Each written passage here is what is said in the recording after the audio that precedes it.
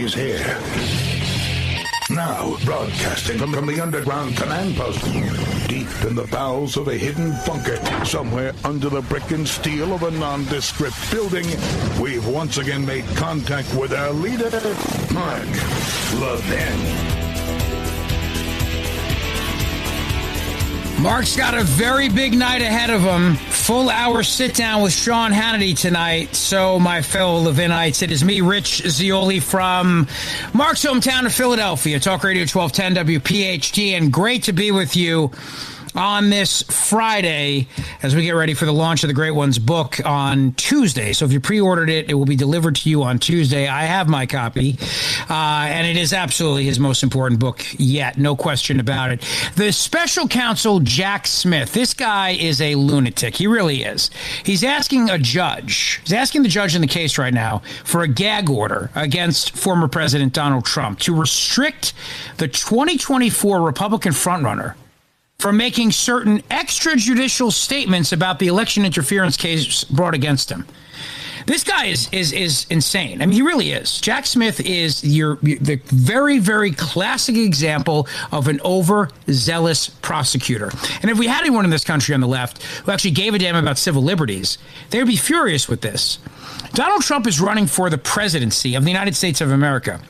And he has every right to make his case to the American people and explain to the American people why it is that the government is persecuting him in this manner, why the Biden Justice Department, this politically tainted, weaponized Department of Justice, is going after him.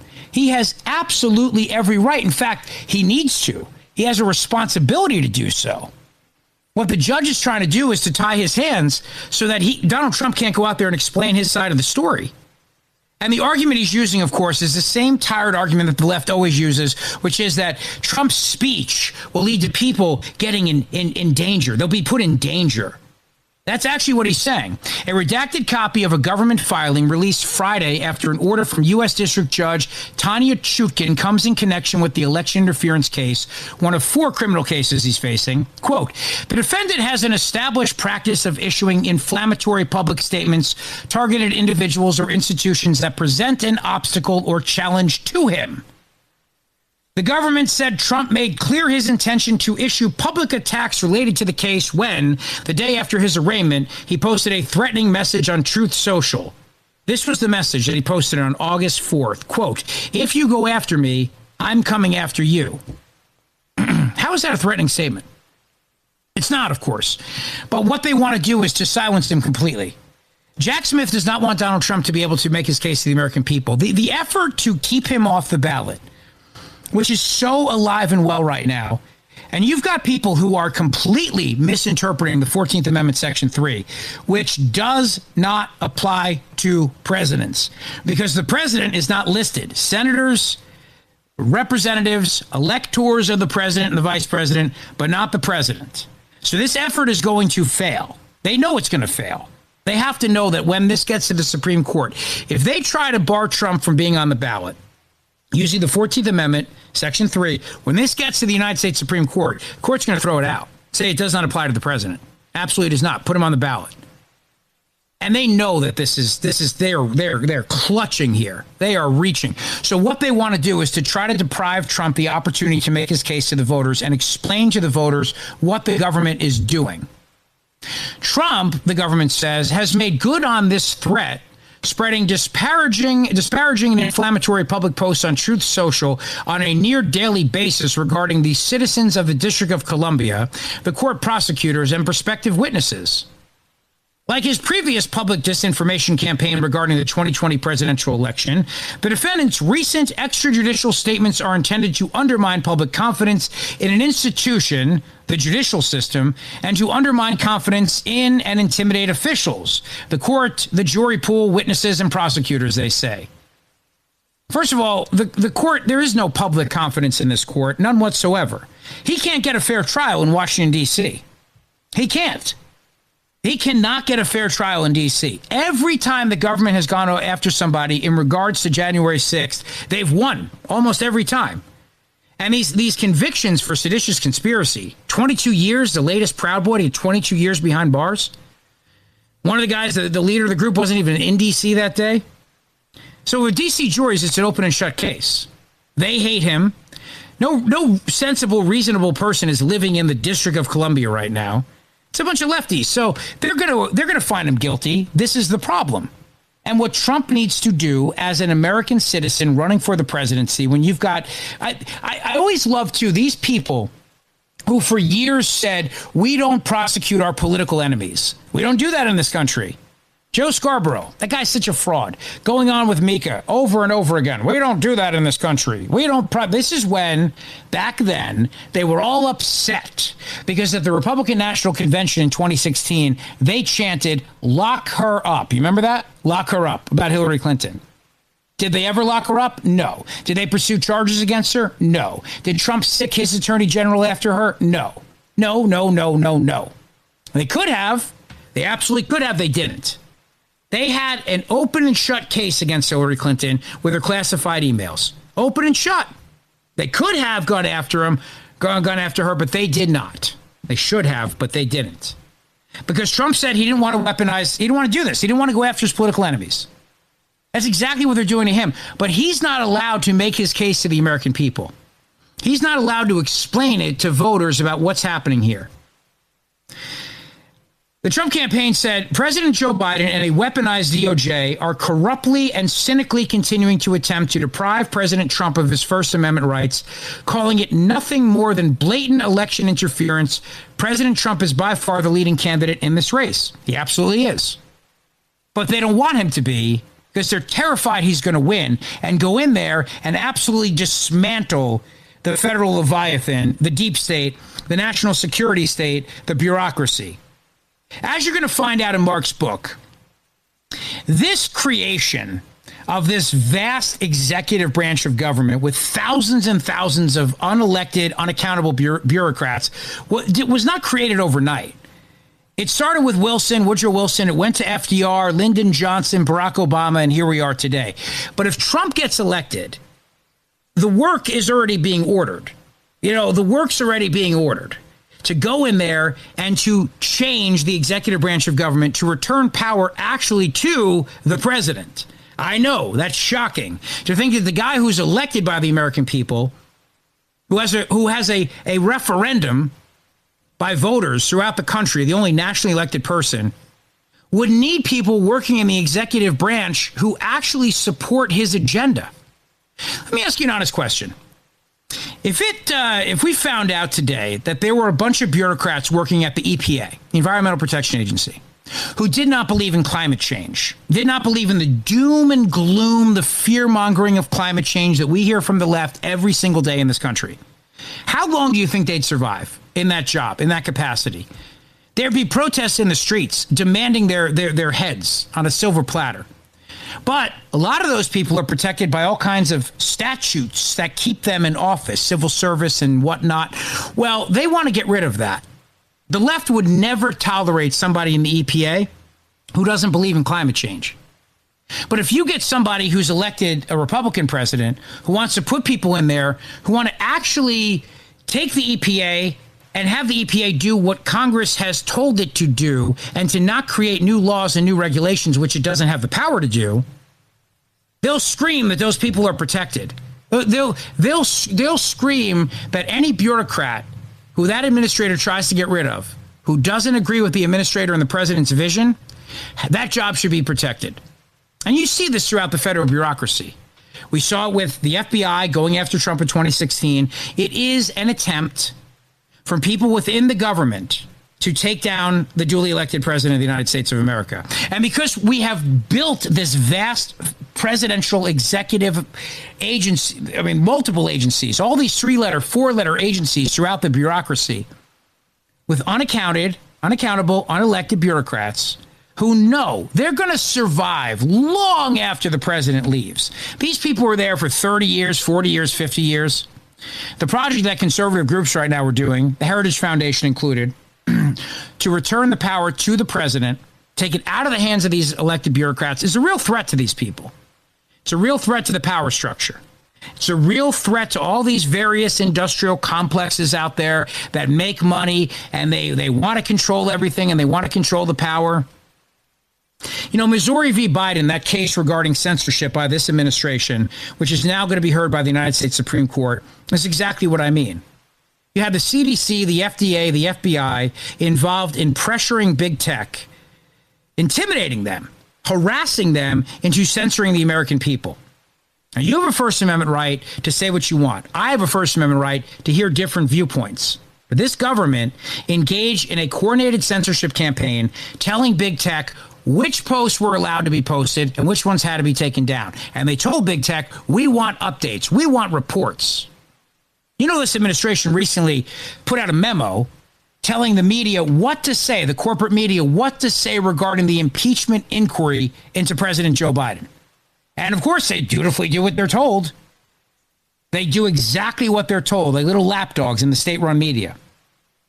So knowing that Donald Trump is the Republican frontrunner and knowing that they're not going to be able to stop him under the 14th Amendment from being on the ballot, they're now trying to give him a major disadvantage as a presidential candidate to not be able to say his side of the story, to not be able to explain how Biden's Justice Department is now going after its political enemies. A weaponized Department of Justice hell-bent on getting him out of the race. A weaponized Department of Justice hell-bent on persecuting him to make sure that he can't be elected president. This is what this special prosecutor wrote in the filing. As set forth in the indictment after Election Day in 2020, the defendant launched a disinformation campaign in which he publicly and widely broadcast knowingly false claims that there had been outcome determinative fraud in the presidential election and that he actually won. Oh, what's wrong with that? When did that become a crime to go out there and say there was fraud in an election? If there was, why is Hillary Clinton not in prison? Why is Stacey Abrams from Georgia not in prison? In service of his criminal conspiracies through false public statements, the defendant sought to erode public faith in the administration of the election and intimidate individuals who refuted his lies. The defendant is now attempting to do the same thing in this criminal case, to undermine confidence in the criminal justice system and prejudice the jury pool through disparaging and inflammatory attacks on the citizens of the district, the court, prosecutors, and prospective witnesses. You believe this nonsense? So now freedom of speech needs to be silenced because people might be intimidated. People could be intimidated, and you're not allowed to say false things. You can't say, even if you believe it's true. You can't say false things. Even if you believe the election was stolen from you, like Hillary Clinton said, like Jimmy Carter said about Hillary Clinton, for example. I mean, I could play you, I won't bore you to this, but 13 minutes at least of Democrats going on about how the election was stolen from Hillary Clinton. Biden said it, Chuck Schumer said it, Nancy Pelosi said it, all these people said it. How come they're allowed to say it, but Donald Trump isn't?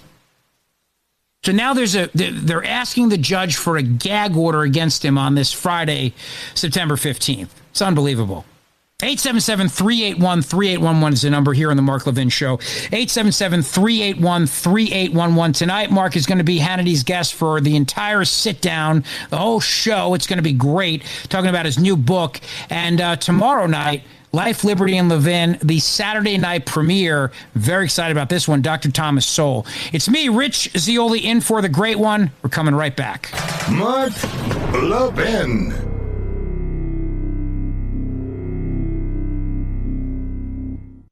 You know what helps me sleep well at night? Physical gold. I'm concerned about what the Biden administration is doing, and I've decided to learn more about gold IRAs to help me diversify. Did you know you can buy gold for your IRA or 401k? Gold can't be tracked like digital currency. No one has to know what you're buying, and there's no way to print more. My best resource for gold IRAs is Augusta Precious Metals. Their track record is no less than phenomenal. Learn why thousands of Americans are getting gold IRAs as part of their retirement portfolios. And you need to contact Augusta Precious Metals and get their free guide. I'm serious. Text Levin to 68592. Again, text LEVIN to 68592. Levin to 68592, or go to AugustaPreciousMetals.com. That's AugustaPreciousMetals.com. Text date and message rates may apply. Performance varies. Consult your financial professionals before making investment decisions and get risk disclosures at AugustaPreciousMetals.com.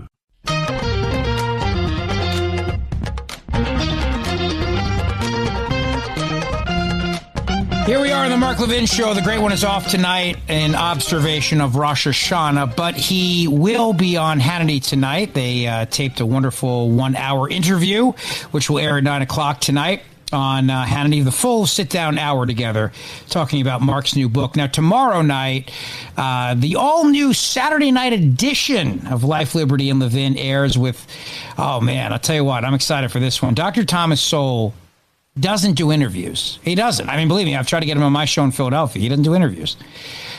He's just in such high demand. They reached out to Mark, asking Mark if Dr. Sowell could come on the show. So I'm really excited for that. He's got Dr. Sowell and Victor Davis Hanson on tomorrow night for the Saturday night edition of Life, Liberty, and Levin. And that's going to be at 8 p.m. on the Fox News channel tomorrow night, Saturday night. And then we've got the Sunday night edition as well. So 8 p.m. Sunday, Stephen Miller is going to be on from Landmark, the America First Legal. And, of course, the book is coming out on Tuesday. The Democrat Party Hates America. Pre-order it today. It'll be at your doorstep on Tuesday. All right? And I'll tell you what, imagine it like this, right? We always hear about these suburban moms. Suburban women are the voting bloc we got to capture in 2024. So what the Republicans have to do if they want to win the White House. So imagine it like this. You're a presidential candidate. You're on the campaign trail. And you're giving a speech, doing a town hall, something like that. And a woman in the back raises her hand and says, excuse me, I have a question for you. Why are you being charged with these various crimes? Can I trust you? Are you innocent? Are you guilty? What's going on? And the candidate stands up there and says, I can't answer that. What? I'm sorry, what? Yeah, I'm not allowed to answer that. There's a gag order on me. I can't talk about it. But I need to know if I should vote for you. It's the New Hampshire primary. I'm going out to cast my ballot. It's the Iowa caucus. I got to go cast my ballot. I got to go caucus. I need to know. Are you guilty or not? Did you do these things or not? I can't say. Well, was the election stolen from you or not?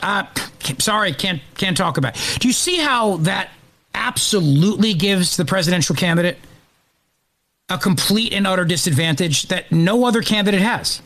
So all you got to do is just prosecute your political enemies and they get a gag order against them, and then they can't defend themselves to voters who need to hear from you and for you to give your side of the story. It's not a courtroom. It's a town hall. And for Trump or anyone facing criminal charges, I'm sure the attorneys would say don't say anything ever. But you're running for office. You have to say something to the voters. The voters want to hear from you. No different. They want to hear your policy on taxes or the border, the immigration crisis, the illegal immigration crisis. They want to hear from you on these things. And voters want to know. So, Mr. Trump, I see there's 4 different criminal cases against you. And are you guilty? I'm sorry. I'm gag order. No, that's not America. That's not America. That is absolutely un-American.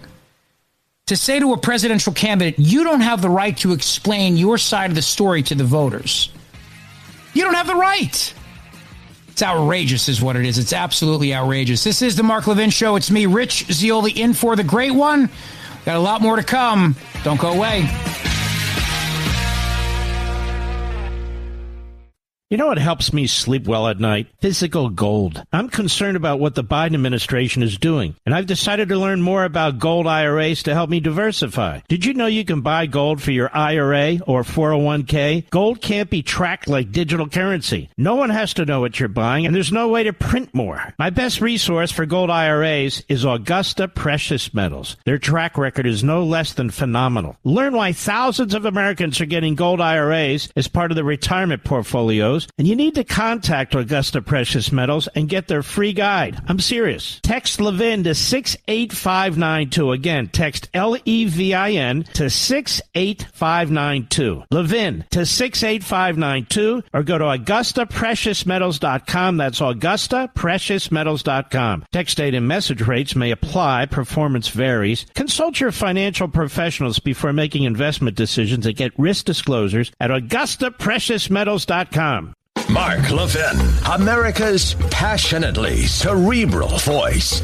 Talk with that voice now. 877-381-3811. Meanwhile, Joe Biden, as corrupt as they can possibly be, absolutely corrupt. No question about it. No question about it. He's corrupt. And the real question is he going to be the Democrats' candidate or not? Or are they trying to push him out of the race? Welcome back to the Mark Levin Show. The great one is off tonight for Rosh Hashanah. It is me, Rich Zeoli, from Mark's affiliate in his hometown of Philadelphia, Talk Radio 1210 WPHT, where I'm the afternoon drive host. 877-381-3811. So Jack Smith wants this narrow gag order to have the government of the United States silence a presidential candidate from being able to explain his side of the story to the voters when the government is prosecuting him for making false statements about an election. Think about this now. So they've weaponized the First Amendment to prosecute him for making what they view as false statements about an election. So even though all these other politicians have said the 2016 election was stolen from Hillary Clinton, that Russia stole the election, we had a massive investigation over this. Did we not? The Mueller report? Well, we spent $100 million investigating nonsense that we now know. Russia collusion, the CIA, the White House knew the entire time it was all BS. And they pushed this out there. The FBI knew it was BS. They pushed this out there trying to stop Donald Trump. So all these other people can go out there and say the election was stolen from Hillary Clinton and that Donald Trump is not really the president. He's an illegitimate president. They can do all those things. He says the election was stolen from him. Now, that's a federal offense. And when they charge him and he wants to explain his side of the story to the voters who need to vote for him, he can't do that because they want a gag order against him. Do you know that they read his private messages on Twitter? The government did. They got an access to his tweets to read his private messages on that platform. Private messages he shared with people. This is really truly like a totalitarian state, the way they're treating him. At the very same time they're doing that, we have this farcical prosecution of Hunter Biden going on by the very same weaponized Department of Justice. David, think about this for a quick second here. The guy who is the U.S. attorney, David Weiss in Delaware, is now the special counsel. We were told by Merrick Garland over and over again he had all the authority he needed, right? Didn't need to be a special counsel. He had all the authority he needed. Then Merrick Garland made him a special counsel. So they give the deal of a lifetime to Hunter Biden back in July. But Hunter Biden's so dumb, he still winds up to mess it. He still finds a way to completely mess it up. But they were going to give him immunity under this diversion agreement over this gun charge that was going to include the taxes, too, to shield the old man from any liability, any culpability in all these financial crimes involving Ukraine and Russia, Romania, etc., right? China. And make it all go away. Greatest immunity gift in history. Now, all of a sudden, they're charging Hunter Biden. Why is the question. I have some thoughts on that, which I'll share with you throughout the show tonight. 877-381-3811. Let me go to Robert in Florida here on the Mark Levin Show. Robert, good evening. Rich, you're touching on a bunch of my favorite topics, the really bad ones. I'm getting fuming here, hearing you say them out loud again. But anyway, based on our press secretary, the one who checks all the identity politics boxes for us, but except doesn't check the competent or capable box. She stands up there like a seventh grader. And what kills me is she knows about the Hatch Act. You ask her a question she doesn't want to answer. She says, oh, no, I can't do that because of the Hatch Act. Then she goes on for 20 minutes blaming Republicans for everything that's gone wrong, or the border, the funding. She knows that. How is that not political speech? Yeah, look, the Hatch Act thing is BS. It's all BS. They can't do political work from there, but she can answer questions regarding the president. And also, too, when the White House sends out a letter, to your point, Robert, to media outlets telling them what to say regarding the impeachment inquiry, how is that not campaigning? How is that not a Hatch Act violation? But if she answers a question, that's somehow a Hatch Act violation. Give me a break. 100%. I have two specific ideas on what I wish Republicans would start fighting back. Why can't somebody come out from the press room there, go up, put her in handcuffs, and drag her out, so we're arresting you for the Hatch Act violation? And why don't they do the same thing to Stacey Abrams and all these other people with political speech? We have to start doing to them what they are doing to Republicans. Right front page in the news till they get the point, I would argue.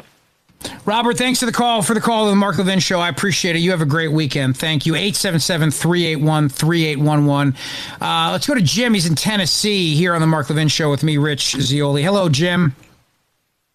Hey, good evening, Rich. Doing a terrific job. Thanks. Thank you. You know, I tell you, Jack Smith, he can put any motion out there he wants. However, my concern more are the judges, or is the judge. And I'm concerned about the judges all across the board in Georgia and in New York, because they're all in the same bed. They all have the same objective. It's a kangaroo court. And I don't see how there's going to be, I don't see how there's going to be any resolution to this other than the one that they've already colluded on. And you can't tell me that what's going on in Georgia, what's going on in New York, that, they're not sitting around a table over drinks figuring out how they all can work together to make it happen. I don't believe it. I believe that is exactly what's happening. I don't think any of this stuff hurts Trump politically unless he's not allowed to give his side of the story, which is why this gag order is so troubling. Because, I mean, all these prosecutions only seem to help Trump with the Republican base. But when he has to appeal to undecided voters and he can't explain his side of the story, he can't say this is a weaponized Department of Justice. He can't say this is a witch hunt. This prosecution is biased and tainted. He can't say the judge is biased. The jury's biased. He can't say those things. Then you are severely limiting his right, his ability as a candidate, a responsibility he has to answer the voters' questions. I mean, again, Jim, think about it also from this perspective. I have a First Amendment right as a voter to hear his side of the story. So they're also, in addition to giving a gag order, preventing him from giving his side of the story, they're preventing me as a voter from hearing his side of the story, and I really want to hear it. However, that's a very good point. However, I believe that those that were sitting on the fence I think the biggest problem. Well, listen, you can't. What you can't do, Jim, and listen, and thanks for the call to the Mark Levin Show. Have a great night. What you can't do is, and have a great night, Jim. What you can't do is think that you can't take anybody for granted. You're running for office. You can't say, well, I think people sitting on the fence are going to see it my way. No, I'm not so sure about that. I think if they're sitting on the fence, you have a responsibility to go to them and explain exactly what is happening here. It's a great risk. Look, Donald Trump is facing prison time for the rest of his life in multiple arenas here. But he wants to run for president. So he's rolling the dice here that he's going to win or that somebody will be able to intervene here and help him. A lot of other people would just have already dropped out. And if you don't want to support him because you don't like his policies, that's fine. You have that right. If you like somebody better, like DeSantis better, whatever, that's your right. It's your right as an American. But if you say, I can't back him because of all these prosecutions, I can't back him because he's going to be fighting his way through court, well, then they've won. That's all they have to do then. You just indict somebody, and that's the end of it. And the government does this all the time. The government indicts people all the time and then nothing comes of it. Or they launch investigations into people and nothing comes of it. They start launching investigations into people. They make everybody think that they're guilty and then it never goes anywhere. So all you got to do then is just launch an investigation and, that's it. And now the guy can't even explain his side of the story. So I can go to the Iowa State Fair and I can eat fried butter, which sounds delicious right about now. Fried anything. I mean, deep fried anything. Oreos, butter, corn on the cob, whatever. The only way I'll eat corn on the cob, by the way. I can go there. I can eat these things. I can eat these horrible, unhealthy foods that taste delicious. Not horrible. I mean, horrible for your health, but not certainly how they taste. But when I get into the town hall, I can answer every question about my policies, but I can't answer about my ethics and my integrity and my character because a voter who's on the fence wonders about those things, but I have a gag order against me, so I can't explain my side of the story. No, that's not how we do things in this country. Absolutely not. Absolutely not. But unfortunately, this judge is probably going to agree to a limited gag order against Trump. And you know what? He can't follow it. He can't. Because how can you run for president if you're not allowed to give your side of the story on these things? Everything about the First Amendment is literally designed so you can criticize the government.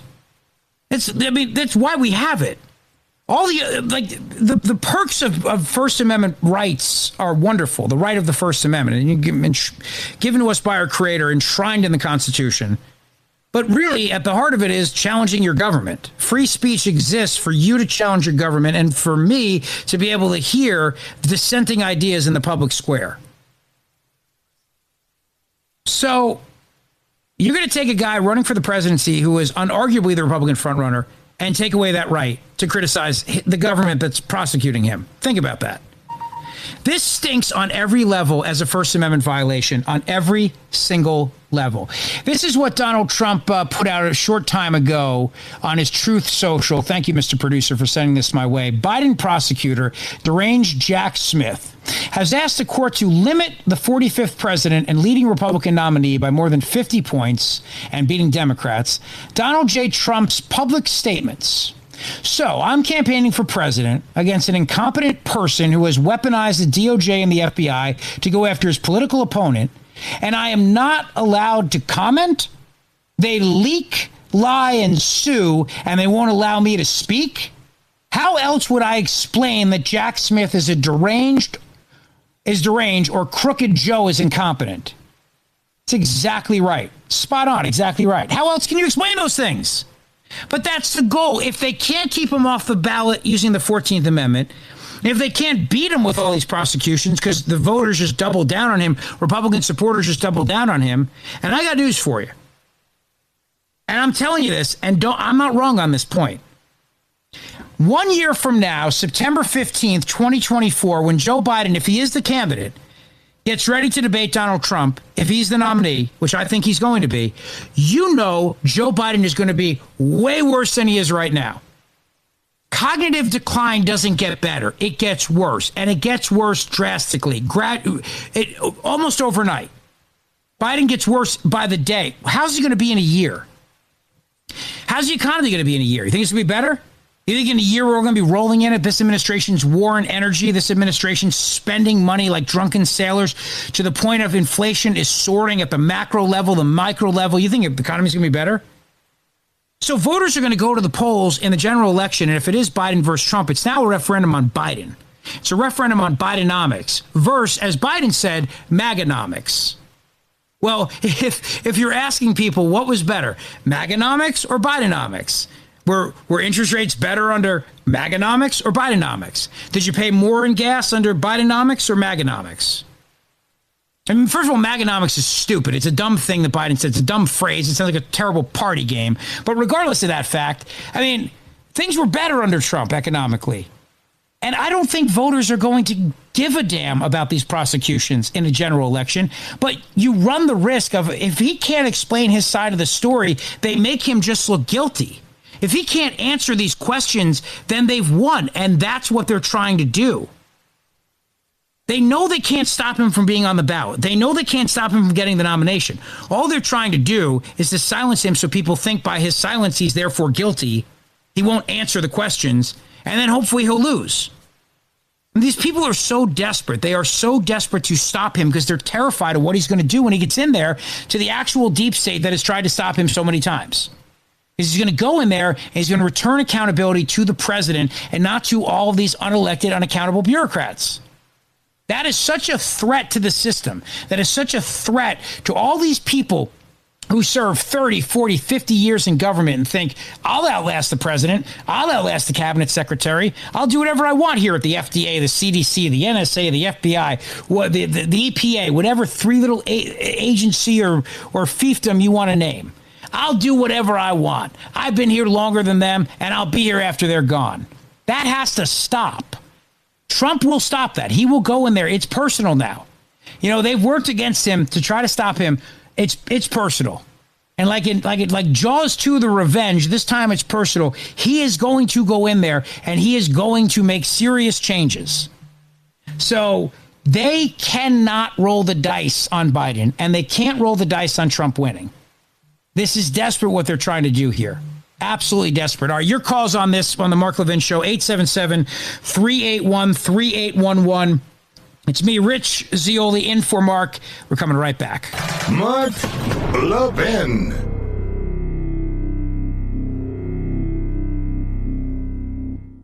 You know what helps me sleep well at night? Physical gold. I'm concerned about what the Biden administration is doing, and I've decided to learn more about gold IRAs to help me diversify. Did you know you can buy gold for your IRA or 401k? Gold can't be tracked like digital currency. No one has to know what you're buying, and there's no way to print more. My best resource for gold IRAs is Augusta Precious Metals. Their track record is no less than phenomenal. Learn why thousands of Americans are getting gold IRAs as part of their retirement portfolios. And you need to contact Augusta Precious Metals and get their free guide. I'm serious. Text Levin to 68592. Again, text LEVIN to 68592. Levin to 68592, or go to AugustaPreciousMetals.com. That's AugustaPreciousMetals.com. Text date and message rates may apply. Performance varies. Consult your financial professionals before making investment decisions and get risk disclosures at AugustaPreciousMetals.com.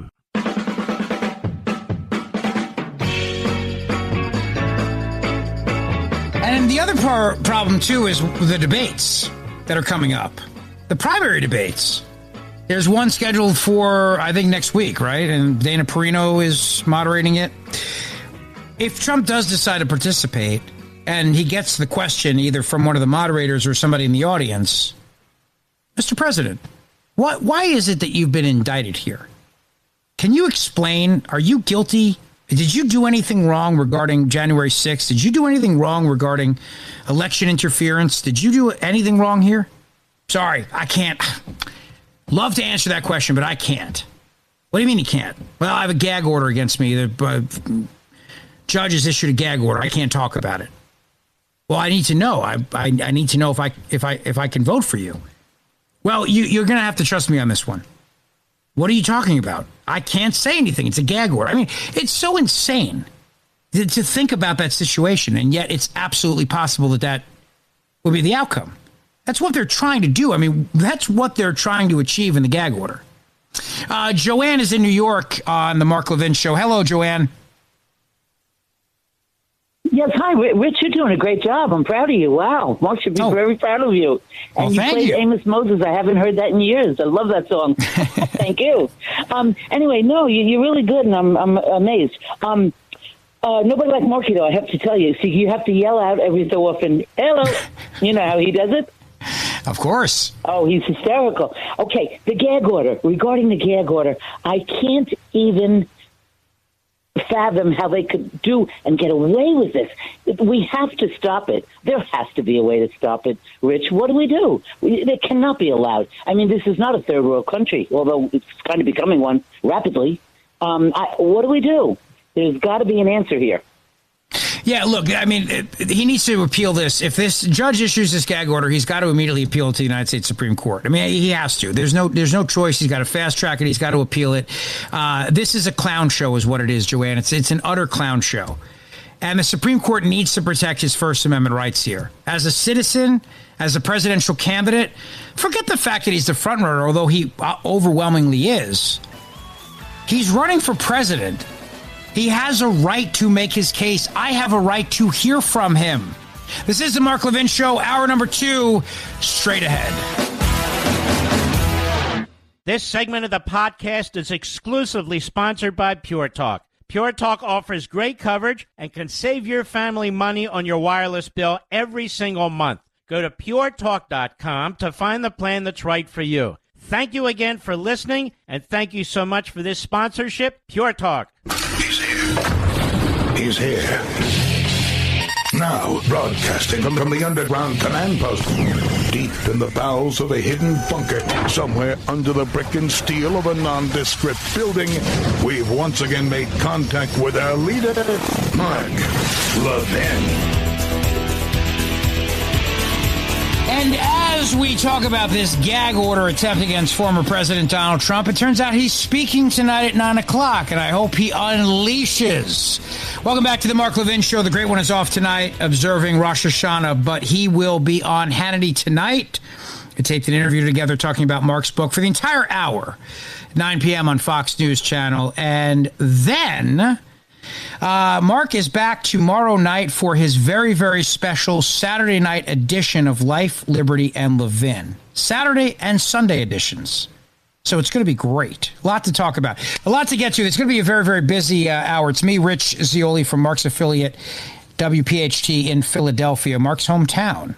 Caitlin Collins from CNN. This is how she reacted here. After it was revealed that prosecutors are seeking a limited gag order on Trump because of his daily attacks on people in the case, Trump responds with this attack on Jack Smith. And then she proceeds to post a screen grab of what Trump posted on Truth Social, which I shared with you in the last hour. Can I make a point here, though? When did defending yourself when the government is prosecuting you become attacking people? Really, I mean, I want to understand that. When did that become attacking people? Trump hasn't asked anybody to take up arms against anybody. He hasn't asked anyone to do anything illegal. Hasn't asked anyone to go and kill anybody, go kidnap a judge. Oh, by the way, in the Michigan kidnapping case, which the FBI completely orchestrated, we know that, the last 3 defendants were acquitted today. And that was a disgrace, that whole case. I may talk about that before the night ends tonight. But when did it become you're attacking somebody? You defend yourself, you're a presidential candidate, defending yourself to the voters after the government has charged you with multiple counts of BS. That's attacking people. I'm attacking the prosecutor by calling him names. So now you can't say mean things. You can't say mean things. That's an attack on somebody. Mean things. We've gone from sticks and stones will break my bones, but names will never hurt me to you can't say mean things. You're a presidential candidate. We're going after you. We're charging you with crimes, which could absolutely derail your chances of becoming president again. But you can't say anything about it, and you certainly can't say anything mean about it. You got to be nice. You can only say nice things about the special prosecutor. Special prosecutor is an overzealous lunatic is what he is. He is. And he's vengeful. And he's petty, and he's been admonished in the past for his vengeful, petty prosecutions. So now that's how Caitlin Collins from CNN views it, and how the left in general views it. That this is now Trump's attacking the special prosecutor after the special prosecutor dares to ask for a gag order against him. I'm telling you, this Friday news dump, I mean, I did my show in Philly today, my afternoon drive show, and I come on this show, and I see that Mark had tweeted out about this whole thing, and I thought, okay, this happened earlier in the week, but it's a typical Friday news dump. Because it should be a very big story right now. Taking away the First Amendment rights of a presidential candidate in the middle of an election. This is September 15th. Everybody's back from Labor Day. Summer's over. Kids are back in school. We're all focusing again on presidential politics, even though the election's not for a year and change. Election season begins, mail-in ballots and everything else. But you realize now these candidates are in Iowa. They're in New Hampshire. They're in South Carolina. The campaign is well underway. They have to convince donors, supporters. They've got to convince people that they are the real deal. And there's debates. There's already been one presidential debate, Republican presidential debate. There's another one scheduled for next week.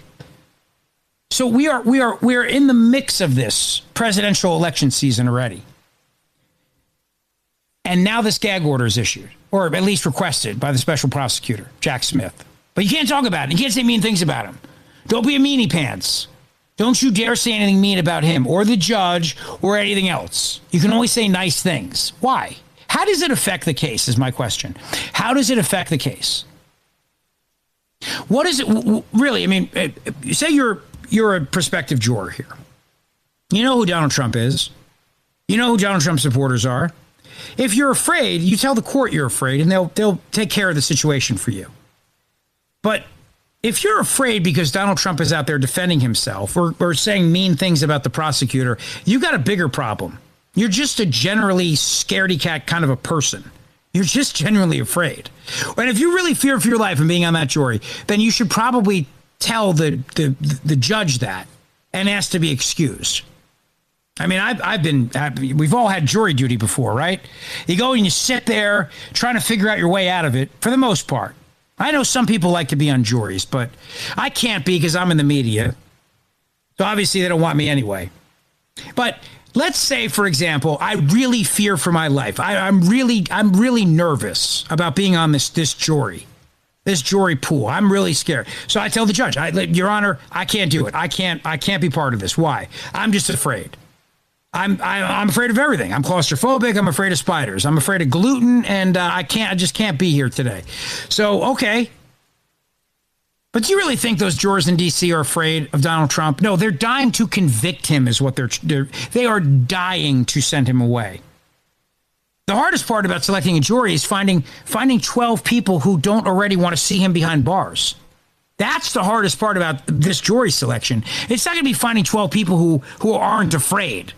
As if you're sitting there in jury selection and it's like, I'm afraid. We're all afraid, Your Honor. We're terrified. We can't find a jury. They're all scared to death. Oh, please. No, the hardest part is going to be finding jurors who are not completely and utterly biased against Trump, who want to bring him down and see him behind bars for the rest of his life. That's going to be the biggest challenge.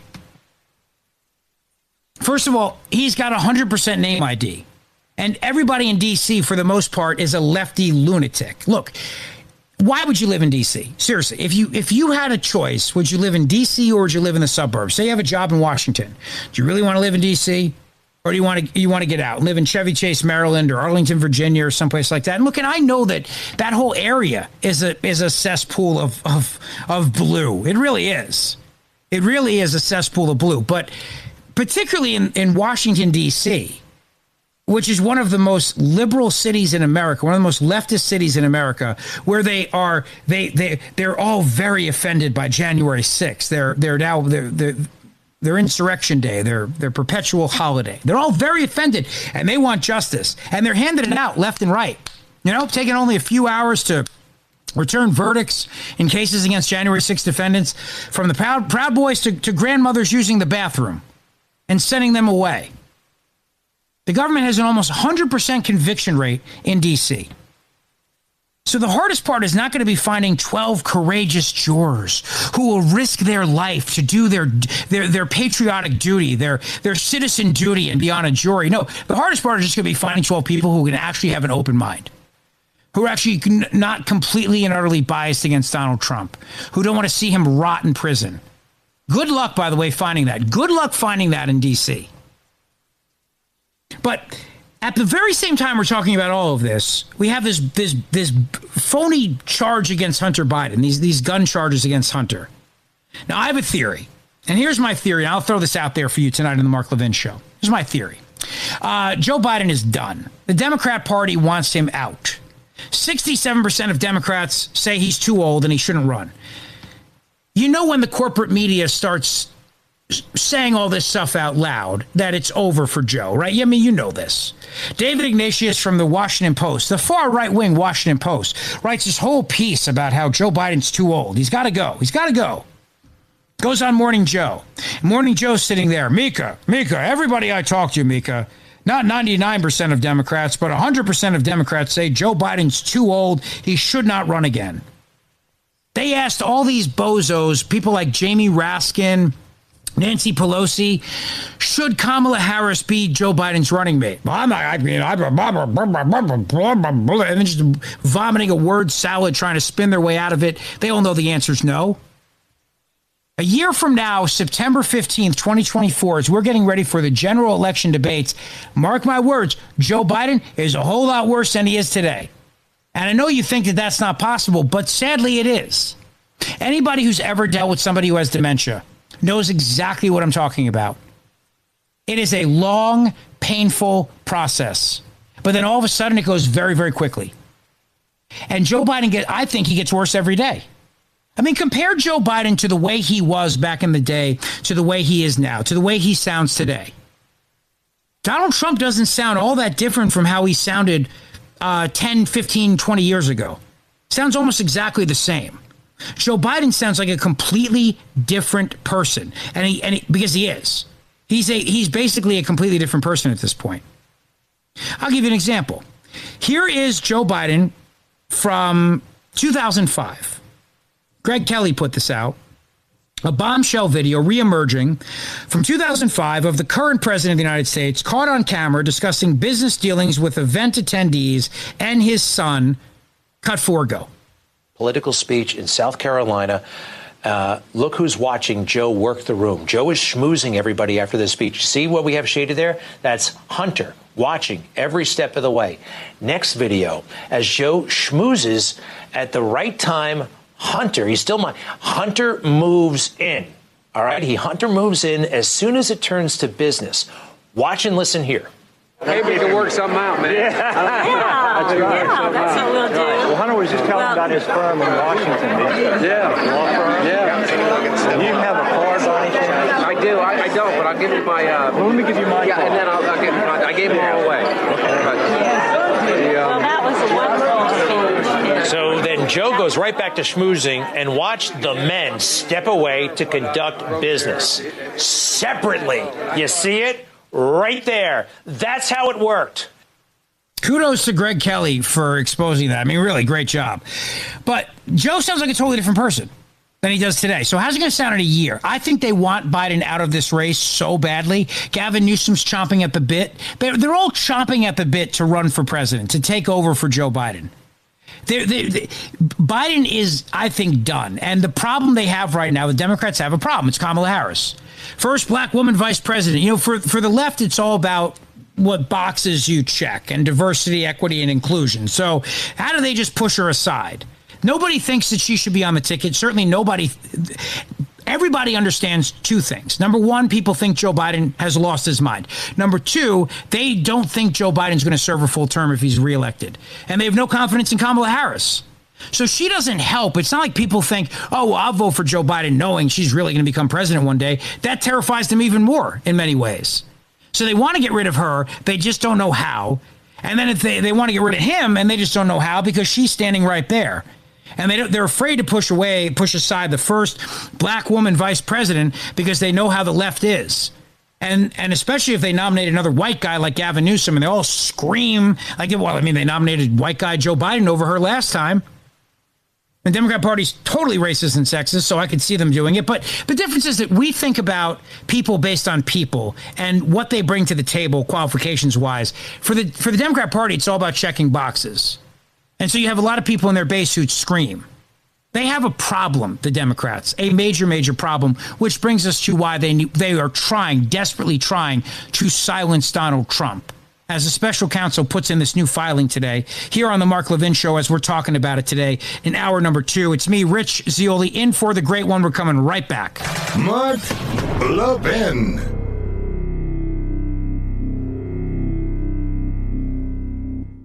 Is your cell phone in desperate need of replacement? You know the signs, right? Short battery life, so you have to have a charger on hand, cracked screen that gives you glass splinters. Ouch. It's time to put that old phone to rest and upgrade to a new 5G Samsung Galaxy from Pure Talk for free. Get a free 5G Samsung Galaxy with 2-day battery life, edge-to-edge display, and ultra-strong Gorilla Glass when you sign up for Pure Talk's unlimited talk, text, and 15-gig data plan for just $35 a month. Plus, it comes with mobile hotspot. Get all the data you could ever need for half the price of the big carriers on America's most dependable 5G network. Make the switch to my cell phone company, Pure Talk, today. Just dial pound 250 and say Mark Levin for your free, super durable 5G Samsung Galaxy when you switch to Pure Talk. Dial pound 250, say Mark Levin. Pure Talk, simply smarter wireless.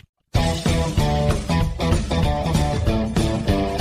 tell you what, big night ahead for Mark Levin, the great one. He's sitting down tonight. Well, he already did, but because he's off for Rosh Hashanah, he's observing it. But he will. The interview that he did with Hannity will be tonight at 9 p.m. on Fox News Channel. 9 p.m., right, Mr. Producer? They haven't changed that time, have they? That's great. Thank you very much. And then tomorrow is the official premiere of the Saturday night edition of Life, Liberty, and Levin. Dr. Thomas Sowell. I'll tell you what. The reason why I'm a conservative today is probably from reading Dr. Thomas Sowell when I was younger. You know, when I was going through high school and college and the indoctrination was real and I was exposed to his writings and I said, wow, this makes a whole lot more sense than what they're trying to teach me. He doesn't do interviews. He really doesn't. But he reached out to Mark and asked if Mark would interview him. So he will be his guest tomorrow night on Life, Liberty, and Levin, 8 p.m. on the Fox News Channel, along with Victor Davis Hanson. Two very smart, well, three incredibly smart guys. And then on Sunday, Stephen Miller from America First Legal will be Mark's guest for Sunday's edition of Life, Liberty, and Levin. And don't forget, Tuesday's a big day. The Democrat Party Hates America comes out Tuesday. If you pre-order it today at Amazon, it'll be on your doorstep Tuesday morning. I'm telling you right now, and I can't say much about it, but it's his best work yet. It's very, very important. For me, I need to understand the origin story. I'm a big origin story guy. You know, whenever I watch a superhero movie, for example, I like to know the origin story. How did Superman become Superman? How did Batman become Batman? You know what I'm talking about. How did the Democrat Party come to hate America? Did they always hate America? Did they always hate America? I did find it ironic today that in New York City, one of the bozos was speaking at the, I know what it was Cuomo. Yeah, the love gov, the perv, the nursing home killer, Andrew Cuomo, was going on today. He was at the Thomas Jefferson Democratic Club in Brooklyn. First of all, Thomas Jefferson would never step foot in that place. Are you kidding me? Anything with a modern Democrat Party, Thomas Jefferson would never go near. It's shameful that they even have his name up. And they all hate Jefferson anyway today because, you know, they hate everything about Jefferson, all the founders. They want to destroy the founders completely and all the documents that they wrote. So please. But Cuomo even was going on today about how the immigration crisis needs to be dealt with at the federal level. The illegal immigration crisis that is overwhelming New York City right now and blue cities like it across America absolutely 100% needs to be dealt with at the federal level. And they have to do something about it. They absolutely do. AOC today, Alexandria Ocasio-Cortez, that nutbag, she was out in New York City along with Gerald Nadler. He's waddling his way over there, drowned out by protesters in New York City. All saying the same thing. Close the border, close the border, close the border. We got a story today, the Department of Homeland Security acknowledging that they had 160 encounters with people on the terrorist watch list. Okay, that's the 160 they know about. How many others made it over without the encounter? That's the question I have. And they point out, they even say, they go, well, you know, the thing about it is they're all trying to evade the technology in American ports of entry. Of course they are. Of course they are. They want to get into this country illegally so they can evade capture. And they're doing it. They're getting in and they're overwhelming these blue cities. These sanctuary cities, if you will. This is the Mark Levin Show. The great one is off tonight in observance of Rosh Hashanah. It is me, Rich Zeoli, in for Mark. We're coming right back. Is your cell phone in desperate need of replacement? You know the signs, right? Short battery life, so you have to have a charger on hand. Cracked screen that gives you glass splinters. Ouch. It's time to put that old phone to rest and upgrade to a new 5G Samsung Galaxy from Pure Talk for free. Get a free 5G Samsung Galaxy with 2-day battery life, edge-to-edge display, and ultra-strong Gorilla Glass when you sign up for Pure Talk's unlimited talk, text, and 15 gig data plan for just $35 a month. Plus, it comes with mobile hotspot. Get all the data you could ever need for half the price of the big carriers on America's most dependable 5G network. Make the switch to my cell phone company, Pure Talk, today. Just dial pound 250 and say Mark Levin for your free, super durable 5G Samsung Galaxy when you switch to Pure Talk. Dial pound 250, say Mark Levin. Pure Talk, simply smarter wireless. Mark Levin, the voice liberals fear most. And you can call Mark at 877-381-3811. Yes, indeed. The Mark Levin Show, 877-381-3811. Mark is off tonight for Rosh Hashanah. You can watch him on with Sean Hannity 9 p.m. tonight for the full hour on the Fox News channel. I taped an interview about his book, The Democrat Party Hates America. I got my copy. I'm ready to go. So you better get your copy as well. It is me, Rich Zeoli, from Mark's hometown of Philadelphia, where I broadcast on Talk Radio 1210 WPHT. You can follow me on Twitter if you like, at Rich Zeoli. There's a lot to chat about, but I do want to take some calls here on the Mark Levin Show. Let me start with Jennifer. She's in Virginia. Hi, Jennifer. Go ahead. Good evening. Hi, how are you? I went to school in Philadelphia. Oh, yeah? Where'd you go? Drexel. Nice. Very nice.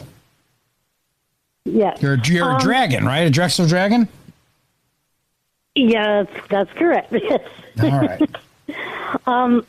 I heard earlier you were talking about the gag order with President Trump, and actually that's not something I'm opposed to. I think it would be better that way. With that being said, I think it's important, and I think we Republicans have to speak out about it. There must also be a gag order on President Biden and the press as well. They cannot talk about the cases before they come to court, and thereby that will take away their one and only weapon, and then it'll be a fair fight. It's not a fair fight, though. He's facing prosecution. He's facing the judgment of a jury of his peers, and I say that in air quotes because this jury is not going to be his peers. It's a jury hell-bent on prosecuting him. And it's out there. Everybody knows he's been charged. He's the defendant here. He's the one who needs to explain to people that he's not guilty. He's the one that has to convince voters that he's an innocent man being prosecuted by the government for his political beliefs. He has a right to make that case, does he not?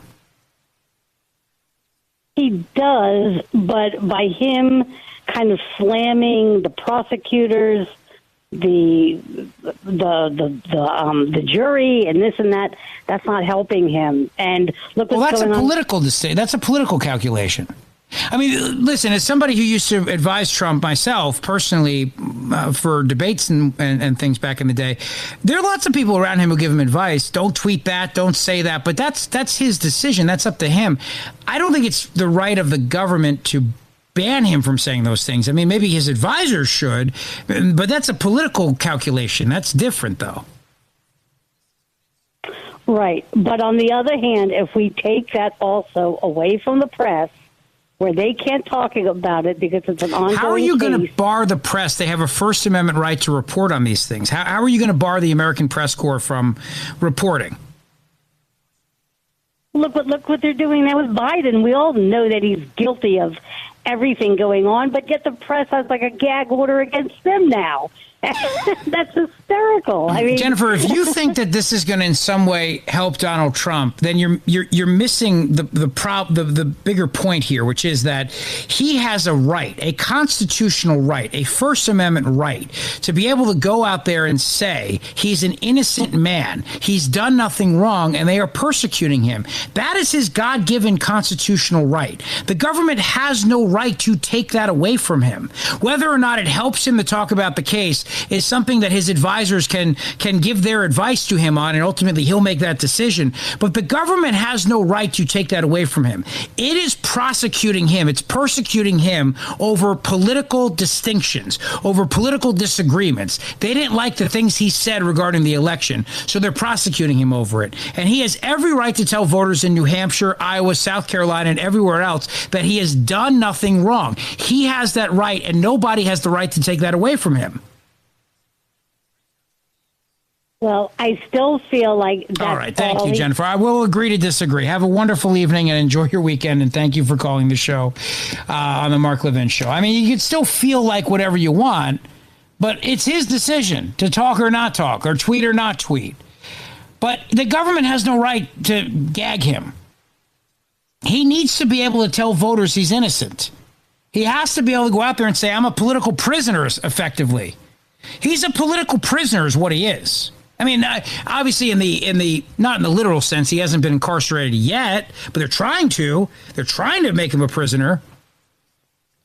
If they silence him, then it's all the stories about the charges are out there. The special counsel can go out there and talk. He goes out there and gives his press conferences. There'll be leaks by the jury. You can't silence the press corps. They have a First Amendment right. They'll go immediately to court and sue. So they're going to write their stories. We can't have cameras in the courtroom in federal court, but there's going to be lots of leaks from people who are in the room. There'll be stories planted in the press. His opponents will be saying things about him. I mean, Chris Christie runs around and all he does is talk about why he needs to stop Donald Trump because Trump's a crook and blah, blah, blah, blah, blah, blah. Trump has a right to refute that. If he's on the debate stage next week, if Trump does go, and he should, and you know, he's got to make the decision of whether or not he wants to. But let's assume for the sake of argument, he does. He's going, right? He's on the debate stage, and Chris Christie starts attacking him over the fact that he's got all these charges against him. What, Trump can't defend himself? He can't turn around and go, give me a break. I did nothing wrong. He can't say, I did nothing wrong. This is a political prosecution. This is a witch hunt. The special counsel has it out for me. This guy is deranged.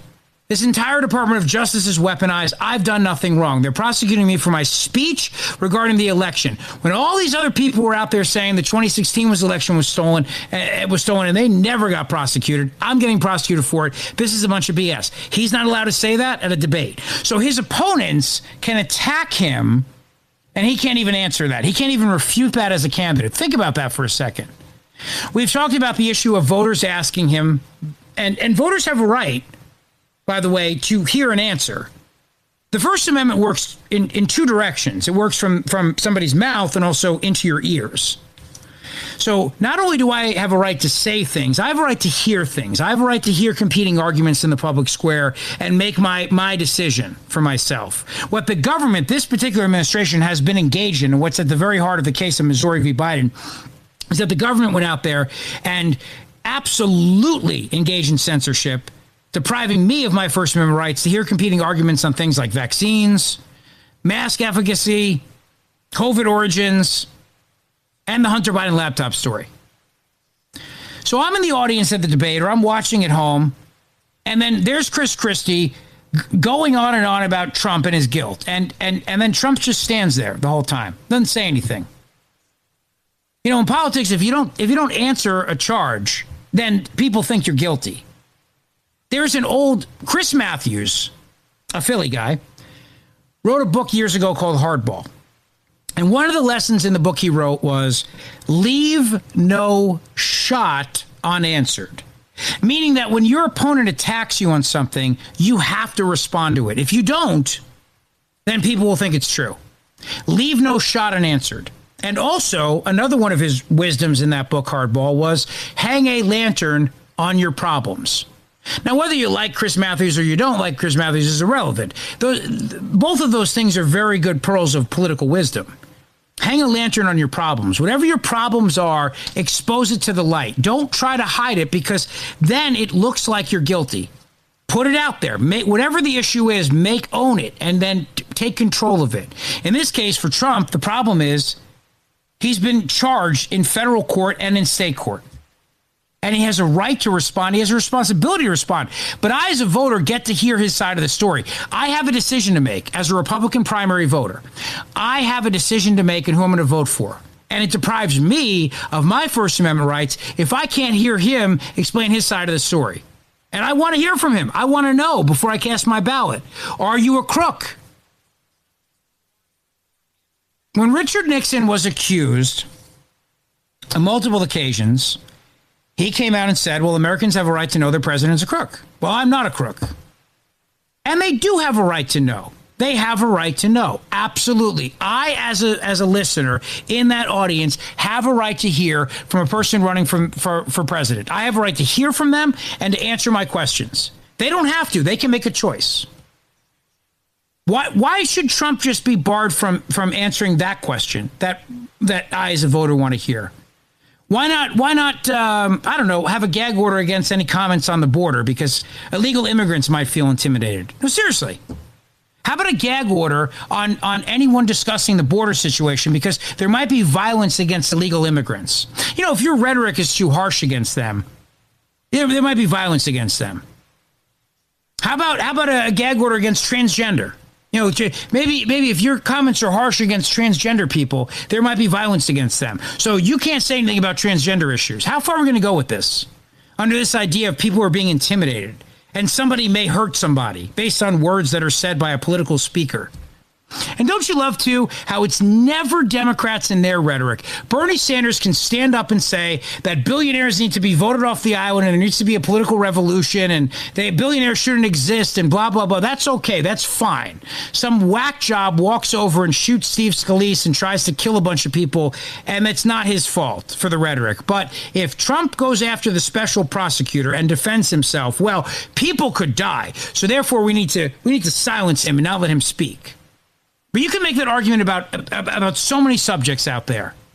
You can't criticize Fauci because people could die of COVID. You can't criticize illegal immigrants because somebody could beat one of them up in a hate crime. or some nonsense. You can't criticize men identifying as women and playing on their sports teams because somebody might attack a transgender person. So we're putting a gag order on that too.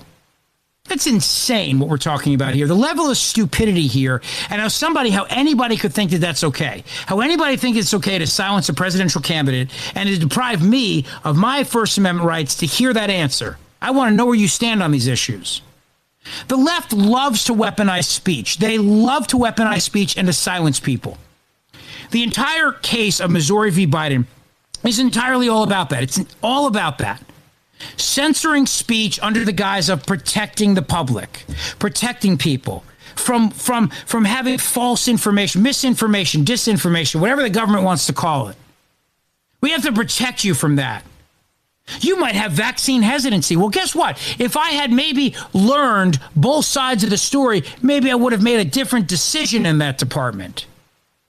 The government doesn't get to decide what words I can hear for my own good. The government doesn't get to silence people because some whack job may hear something, interpret it through their twisted lens and go hurt somebody. We don't allow hecklers veto. We don't allow speakers to be canceled, speech to be censored because somebody might do something to hurt somebody else. We don't operate that way in this country. Thank God we don't, by the way.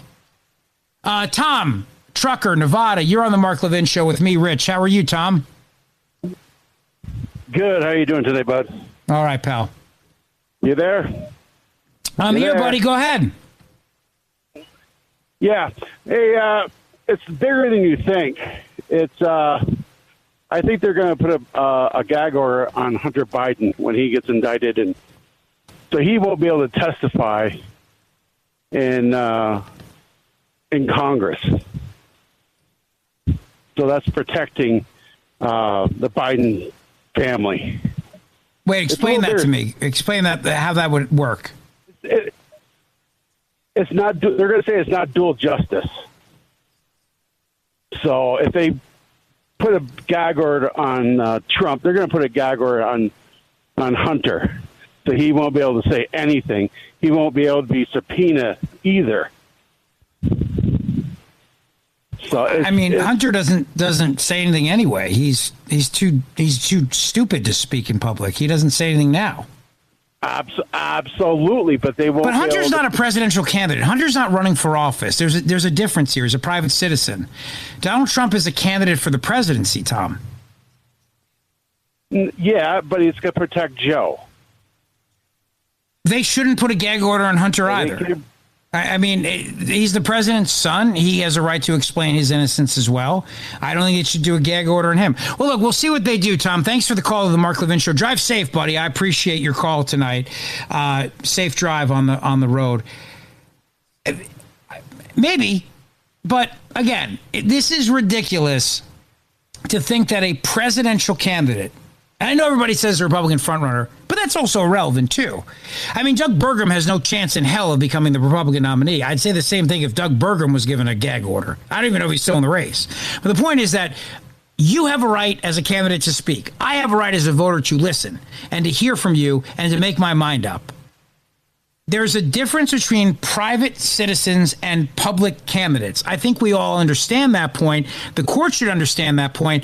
Hell, the special prosecutor should understand that point. And guess what? He does, which is why he wants to silence Donald Trump. This is the Mark Levin Show. We're coming right back. Mark Levin.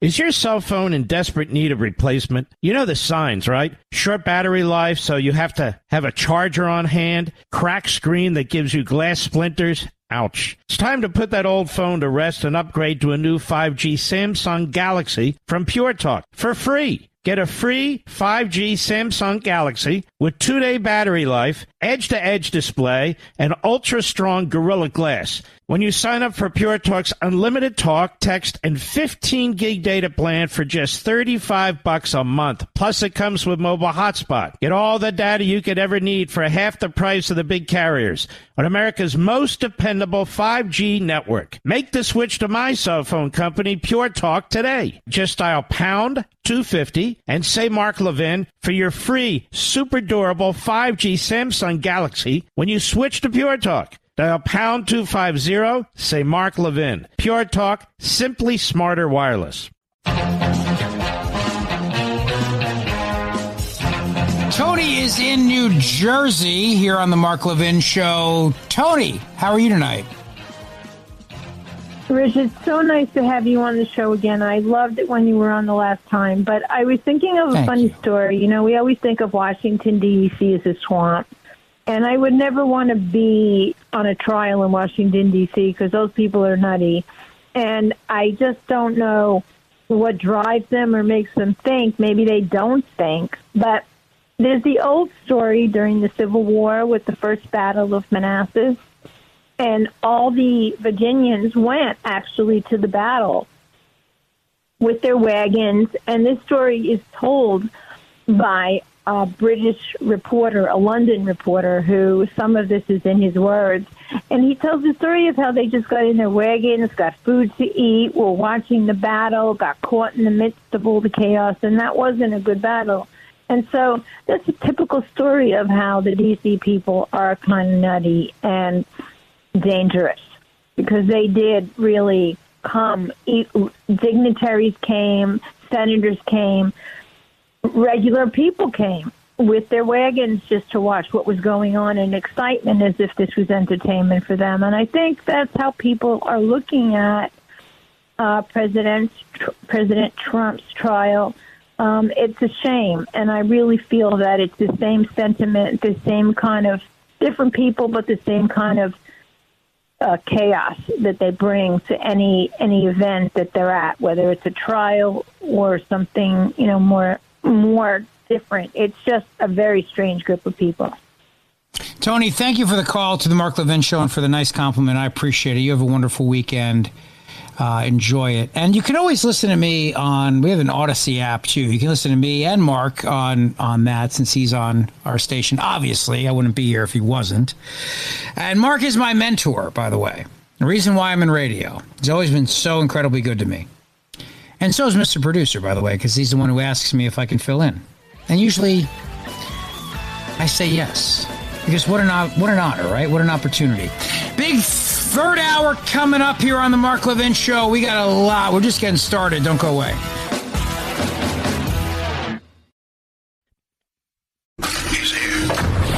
He's here. Now, broadcasting from the underground command post, deep in the bowels of a hidden bunker, somewhere under the brick and steel of a nondescript building, we've once again made contact with our leader, Mark Levin. So the breaking news today here on the Mark Levin Show is that the special counsel, Jack Smith, the lunatic, is trying to gag the former president of the United States to silence him from exercising his First Amendment rights, to explain that he is innocent. Good evening and welcome back. Hour number 3 here on the Mark Levin Show. The great one is off tonight, observing Rosh Hashanah. And it is me, Rich Zeoli, from his affiliate in Philadelphia, his hometown, WPHT. Great to be with you tonight. Just a reminder, Mark will be on with Sean Hannity tonight for the full hour. 9 p.m., they taped an interview together about Mark's book, The Democrat Party Hates America, which you should pre-order, because the Democrat Party does, in fact, hate America. The book's great. I can't really talk about it, but it's terrific. And it will be at your doorstep on Tuesday if you pre-order it today. Tomorrow is the inaugural Saturday night premiere of Life, Liberty, and Levin. Dr. Thomas Sowell, one of my political heroes, probably one of your political heroes. I'll tell you what, Mr. Producer, all these people who are screaming about book bans in America, I would love to find out how many schools in this country, I should say, how many libraries and schools have Thomas Sowell's books in their library. Maybe we should scream book bans, huh? We should go around and find out if those books are in libraries, and then we can hold press conferences and we can scream book ban. I mean, I guarantee all the big hits are in those school libraries, the ones that Senator John Kennedy read aloud the other night, which I will never get out of my head for as long as I live, for example. But how about Sowell's books? I mean, his book on just, basic economics, 101, but right there. That should be in every library in America, in my opinion. Every school child should read that book and learn and understand economic theory from Dr. Thomas Sowell. Well, he'll be on with Mark tomorrow night, 8 p.m., along with Victor Davis Hanson. So 3 very smart people all having a great chat. And then Sunday, Life, Liberty, and Levin, 8 p.m., Fox News Channel with Stephen Miller from the America First Legal Foundation. So there you go. Set your DVRs. If you can't watch it because you're watching college football, whatever, make sure you set your DVRs. Truly, as I think about this gag order, and I'm getting more and more infuriated by it as I read the writings here by the special counsel, this idea of intimidation, we have become so fragile in America. The idea that words hurt us, that words are weapons, they can wound us here, and that we're going to take away somebody's free speech rights, their First Amendment right to explain the government going after them, how they are innocent. We're going to deprive them of that right. Severely handicaps a defendant, does it not? I'd love to find out where the ACLU is on this. I really would. I don't think they've commented, Mr. Producer, but they should. Because, they're frauds, so they're not going to comment. The ACLU is a joke, but if they really believed in civil liberties, they would comment, would they not? Here you have somebody who's being prosecuted. But he's innocent. Under our system of justice, Donald Trump is innocent under the eyes of the law until and unless they find him guilty beyond a reasonable doubt. That's how it works. Whether you like it or not, that's how it works. So he is an innocent man here, and he has a right to tell people he's innocent. Special counsel Jack Smith doesn't believe that he should, in fact, have that right, that he should have that right to explain to people that he's innocent. And in this filing, which is amazing. Politico first reported this tonight in a Friday night news dump. Jack Smith seeks gag order on Trump. The U.S. District Judge unsealed filings revealing the government's week-old request. This is what he wrote. The defendant's past conduct, including conduct that has taken place after and as a direct result of the indictment in this case, amply demonstrates the need for this order.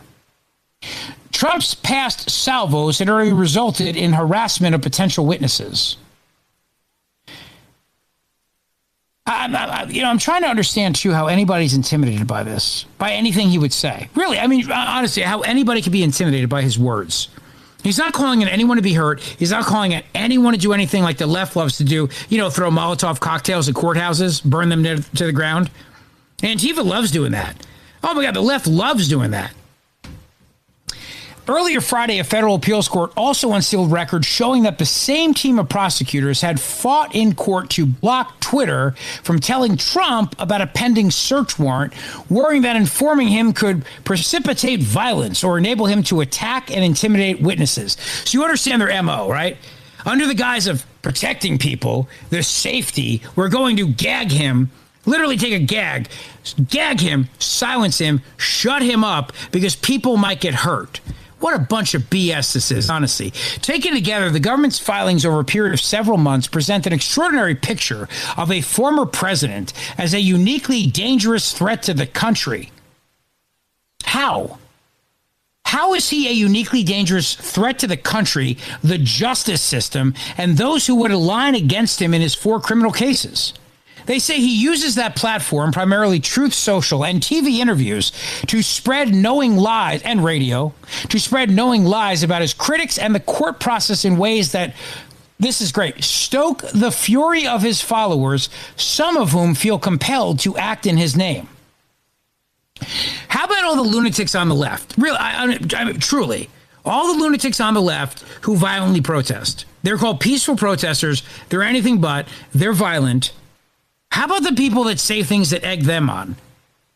I defend those people. I defend the right of those people to say things that enrage lefty lunatics who then go out and commit violence. Because it's you as an adult taking action. I thought we all understood this as a country. I can say things, but if you hear what you want to hear and you go out and commit violence, that's on you. It's not on me. Unless I specifically tell you to do something, unless I specifically say, go and burn down that courthouse. If you hear me say we have to take back our country, and you've concluded that what I mean is you should go burn that courthouse down, that's not on me. That's on you. I didn't say that. I didn't tell you to do that. All I told you was we have to take back our country. Trump says, if you come after me, I'm coming after you. Oh! Well, he clearly means that he wants people to go kill somebody. Well, how, though? They're coming after him legally. So if you're saying that what he's saying is, I'll do to you what you're doing to me, they're not killing him, are they? No, I don't believe they are. They're coming after him legally. So doesn't that mean that he's going to also come after them, either legally, politically, or in the media or something else? You come after me, I'll come after you. Somehow that's violence. Somehow that's secret code words to his people to go and commit violence in America. This is an excuse by a very deranged special counsel, Jack Smith, to give Donald Trump a major disadvantage on the campaign trail. A major disadvantage. Because here I am at a town hall meeting or a presidential debate. I'm the candidate. I stand up there and I go, here's how I'm going to save our country. Here's what I'm going to do to help America heal from 4 disastrous years of Joe Biden. This is what I want to do. Here's my policy on energy. We're going to unleash American energy independence. We're going to secure our border, and we are going to cut spending. Any questions? Yes. Are you guilty? I can't answer that question. I can't talk about it. Well, did you do the things they're saying you did? Can't tell you. Can't say. Can't say anything. Gag order. You understand the disadvantage that puts him at. Prosecutors have complained about Trump's pointed criticism of the city that is home to those expected to decide his guilt or innocence in the case. So you can't criticize Washington, D.C. Oh, he called it a swamp. Oh, so you can't say those things. Oh, so now you can't even criticize the city. Can he criticize the Nationals, the Washington Nationals? How about the team formerly known as the Redskins, the Commanders? Can he criticize them? Can he say anything about the baseball team and the football team? I'd like to know that. Can he at least do that? Because I'm obviously a Philadelphia guy, so Philadelphia sports fan. So if he does criticize the Nats, I took a whole bunch of listeners to DC. We had a great time, and the Phillies turned around their season after defeating the Nationals. Can Trump at least criticize the Nationals? Yes or no? And their fans. Can he do that at least?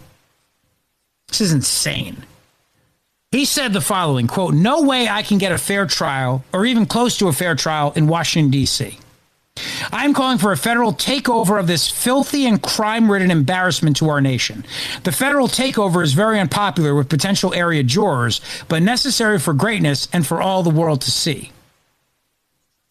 How does that in any way, shape, or form intimidate somebody on the jury? It might make them mad.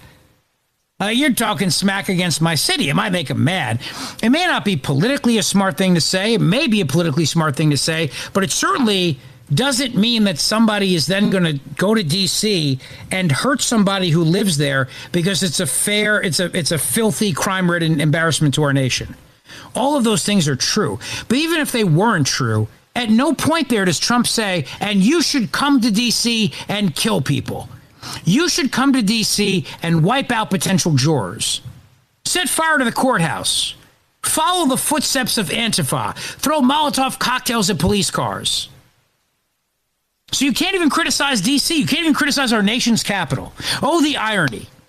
You cannot use your First Amendment right to criticize Washington, D.C. This is insane. Are we still in America? I mean, really, are we still in America? The fact that he's running a political campaign has to yield to the orderly administration of justice, the judge said to Trump's lawyer in the August 11th hearing. If that means he can't say exactly what he wants to say about witnesses in this case, that's how it has to be. Why? Tell the jury that they can't watch TV. They can't have any knowledge of this from outside the court. Do you think witnesses are they're going to be going in there with an open mind if they're going to testify against him, and then he's going to intimidate them with their words? So then the witnesses are not going to tell the truth because what exactly? What are you going with here? He's a mob boss. He's going to have him whacked. Huh? Is that what it is? You're testifying against the Gambino crime family? Going to have you whacked now? So you can't even, as a presidential candidate, you can't even say anything about witnesses. So if they call, for example, let's say they call Hillary Clinton to the stand, okay? Crooked Hillary. And they say, do you believe that Trump is a liar? We like to use a character witness here for the prosecution. Do you think Trump's a liar? I totally do. Trump can't even say anything about her. What about other people in the public eye? Can he say anything about them? Public officials. Can he say anything about them? I'm just curious. Can he criticize anybody? Earlier this week, Trump's attorneys filed a motion asking the judge to step aside from the case. He can't criticize the judge either, can't criticize the prosecutor, can't criticize the city, can't criticize their sports teams, can't criticize anything, nothing. Can he criticize the weather? Can he say that D.C.'s hot or muggy out? Or if there's bad traffic, can he say that the traffic stinks? Because it does. It stinks in D.C. Can he criticize that?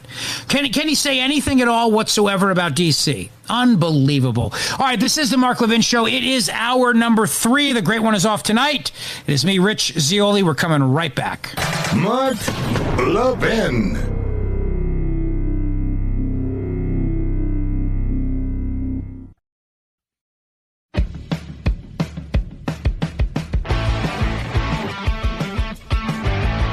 All right, 877-381-3811. Let's go to Ken in Washington here on the Mark Levin Show. Ken, go ahead, sir. Yes, sir. It's a pleasure to hear you on the talk show. I have never heard you before. Thank you, Ken. My question is, if former President Trump was to nominate his presidential running mate, could that vice presidential running mate, he or she, make comments for him? Could she or he speak for him in certain environments? Now, I doubt that person could go to a presidential debate, but could certainly maybe respond for him. Sure. I mean, that person could, a campaign spokesperson could, a surrogate could, any of those people could, but I still don't think it's the same as hearing from him directly, Oh, of course, it's not the same, but it might be better than nothing because he would be more in line with what President Trump was aiming to get across and so forth. And that was just a thought I had. Yeah, Ken, look, it's a good thought. I mean, we absolutely, though, have to fight back against this because there's no one who can answer for Trump like Trump can. There's nobody like him out there. No matter who he picks, that person is never going to be as effective as hearing from you. If somebody accuses you of something, Ken, and somebody comes to your defense, that's one thing. But, if I want to hear Ken's perspective. Ken, did you do it? Did you not do it? I want to hear from you. I want to gauge your honesty. I don't want some prepared talking points. I don't want somebody reading a script on your behalf. I want to hear from you. I want to look at you. I want to gauge your sincerity. I want to look you in the eye. And I want to know if you're lying or if I can trust you. So it has to be first person. It has to be delivered first person, in my opinion. Okay, well, it might be better than nothing in that regard. But, yeah, I sure agree with you. I'd much rather hear from him. Yeah. All right, Ken, have a great night and a wonderful weekend. And thank you for calling the Mark Levin Show. I appreciate it. Let us go to John in New Jersey. John, go ahead. Yes, Rich, thank you. Why can't Trump go to the Supreme Court? What is the Supreme Court there for? Well, he should. I mean, if the judge puts a gag order on him, he absolutely should go to the Supreme Court. He needs to appeal it right away. No question about it. But just the fact that the special counsel thinks it's appropriate to even ask for one is just infuriating, don't you think? Yes, of course. But if that was me, personally, I'm an American citizen. I also happen to be a veteran. If I'm being in charge of something I know I didn't do, I'm innocent, 100% innocent. Okay, no matter what they have against me. I'm going to go to the highest court that I can, and he knows the highest court just as well as we all know is the Supreme Court. Why can't he have his lawyers get in contact with the Supreme Court and say, look, I'm not going to take this. I'm going to say what I want to say because I'm not guilty, and they're holding me back to tell the truth, so people in America, American citizens, the whole world can hear the truth about him and about what they are lying about him. John, thank you for the call. I appreciate it. The frustration is real, no question about it. All right, we got a lot more to say here on the Mark Levin Show. Don't forget, tonight, 9 o'clock, right after this show, Sean's full hour-long interview. Mark's full hour-long interview with Sean Hannity on the Fox News channel. This is the Mark Levin Show. We're coming right back. The Mark Levin Show, live and national at 877-381-3811. Larry in Illinois, you are on the Mark Levin Show. How are you tonight, Larry? Hi, Rich. Hey, you got a good show going here. Thank you. Trump's not allowed to criticize these people, but let's just say instead of criticizing someone, he praised people. Mm-hmm. In other words, he could maybe praise Mark Levin or Rush Limbaugh or George Washington, and maybe then he could throw a little bit of that Trump sarcasm in, and he could praise Joe Biden for being driving an 18-wheeler and for going to synagogue and to the Catholic Church and for teaching political theory and finishing at the top of his class. But Trump has a good way of just turning things around, but they don't want to hear him talk at all. That's the problem. It's not. They don't want to hear him say anything, because when he says something, they know they're going to lose. Yeah. No, you're exactly right. I mean, would he be allowed to say nice things about Jack Smith, the special counsel? Could he say nice things about the judge? Could he say, wow, you look lovely today, Your Honor? Could he say that, I wonder? I really doubt they even want to hear him make a peep at all. They just want him to stand there quietly. And it reminds me of a person in the Bible that had to stand there quietly while they accused him of things. And then, of course, then they nailed him to a cross. But that's what's going to happen. They just want to nail him to a cross and be done with him. Larry, thanks for the call, my friend. Have a wonderful weekend. Thank you for calling 877-381-3811. Steve is in Nevada. Steve, you're on the Mark Levin Show. Go ahead, sir. Good afternoon, Rich. How are you, sir? Doing well. Thanks for the call. You're a good fill-in for Mark. I appreciate that. The reason I called is really important. President Trump and his attorneys, they are following the playbook of government. Government is public. All the actors who are in public office have qualified immunity to one degree or another. But if they fail to follow the orders of what they're supposed to do, or if they do things that are against the law, that qualified immunity can be taken away.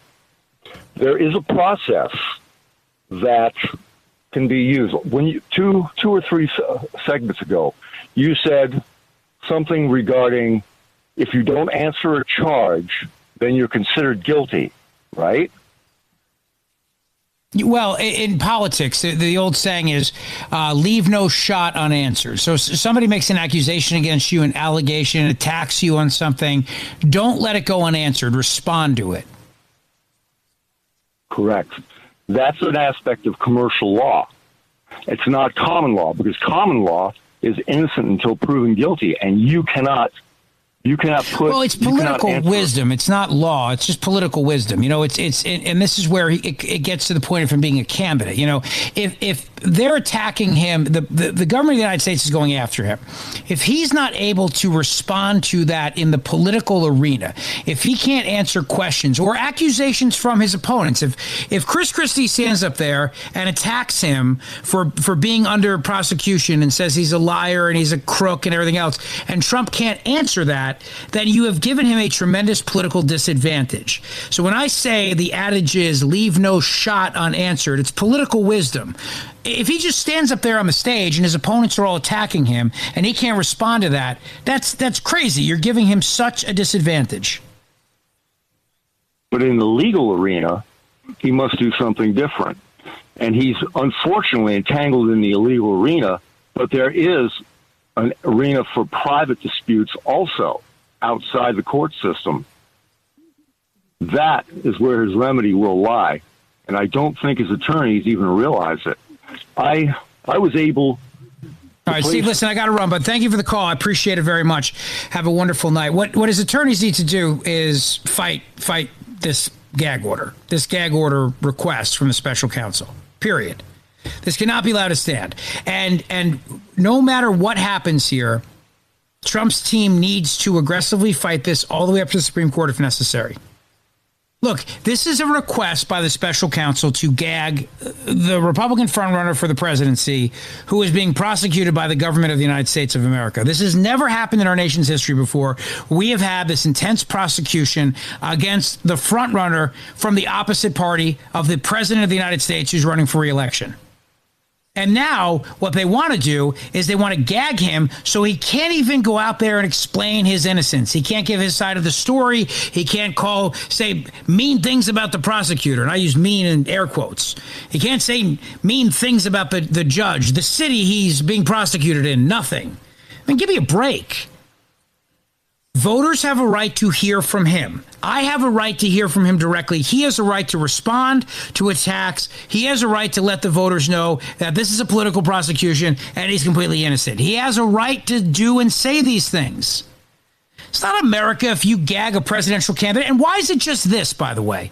The argument the special counsel uses is that Trump has to be gagged because somebody out there might do something violent against a witness, or a witness could be intimidated and not say something. A juror could be intimidated, whatever. It's all under the guise of violence could ensue.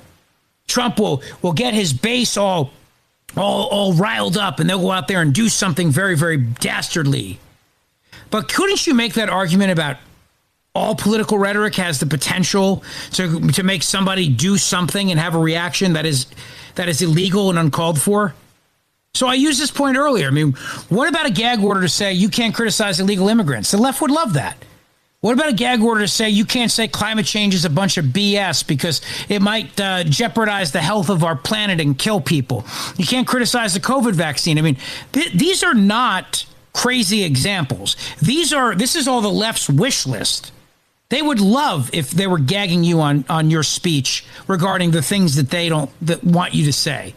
They tried to do it. That's the very heart of the case, Missouri v. Biden. Why not? You can't go out there and say that booster shots they don't work because people might die from COVID. You can't say that illegal immigration is a problem and these illegal immigrants need to go because somebody might go out there and kill an illegal immigrant. You can't say men should not be allowed to swim on the girls' swim team because somebody might go out there and hurt a trans person or an LGBTQ + IA, every letter of the alphabet person. You can't say those things. The left would love that. That's literally what they're trying to do. You can't question climate change because we could die of climate change and the seas rising and drown. And give me a break. Of course, somebody could hear speech and do something that is illegal and inappropriate and hurt somebody. That's not a reason why we ban speech. We don't ban speakers because some nut might do something. Trump's not asking anyone to hurt the jury, the judge, the special counsel, the attorney general, nobody. He's not asking anyone to take up arms against anybody, but he has every right to explain why these people are deranged, and going after him is absolutely wrong. He has a right, I argue, a responsibility to explain all those things. Brian is in Pennsylvania. Brian, you're on the Mark Levin Show. Go ahead, sir. Thank you so much for taking my call. I really enjoy it when you host. I just wanted to say that I think all Americans need to be extremely fearful of what's happening to President Trump. The notion that his First Amendment rights are being taken away from him at a time that for any American, the time you need to be able to speak freely is when you're being charged or you're being in a trial. And the order is ludicrous.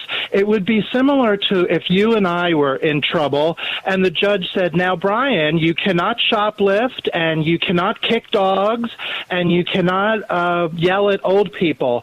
He's not going to do any of that, any of these stupid things that the gag order says.